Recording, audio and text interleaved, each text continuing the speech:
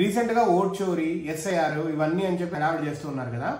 అయితే ఈ SIR west బెంగాల్లో స్టార్ట్ చేస్తే మొత్తము ఇల్లీగల్ గా వచ్చిన బంగ్లాదేశ్ నుంచి వచ్చిన వాళ్ళంతా లక్షల మంది లైన్ క్యూ కట్టారు బంగ్లాదేశ్ బోర్డర్, బంగ్లాదేశ్ వెళ్ళిపోతారు. అయితే బీజేపీ వాళ్ళు బంగ్లాదేశ్ లో 13.25 lakh ఫేక్ ఓటర్స్ ని కనుగొన్నారు. సో మమత ఎలా గెలుస్తుంది? బంగ్లాదేశ్ నుంచి వీళ్ళందరినీ రప్పిస్తాం, వాళ్ళకి ఓటర్ కార్డు ఇచ్చేయటం, ఆధార్ కార్డులు ఇచ్చేయటం, ఆబ్వియస్లీ వాళ్ళు ఎంకే ఓటేసేటట్టు చేయటం. ఒక లైన్ లేని మొత్తము, ఒక ఏరియా మొత్తం బంగ్లాదేశ్ వాళ్ళే ఉన్నారు. అక్కడ డిఫరెంట్ నేపాల్ నుంచి రావటము, బంగ్లాదేశ్ నుంచి రావటము, ఇటు పక్క భూటాన్ నుంచి రావటము, మేజర్గా బంగ్లాదేశ్ వాళ్ళు. అండ్ వీళ్ళంతా ఇండియా సపోర్ట్ చేస్తారంటే లేదు, యాంటీ ఇండియన్సే వీళ్ళంతా.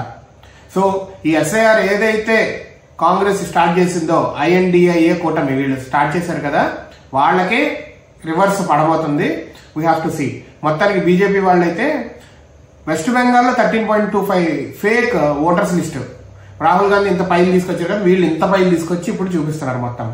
We have to see how this whole drama goes.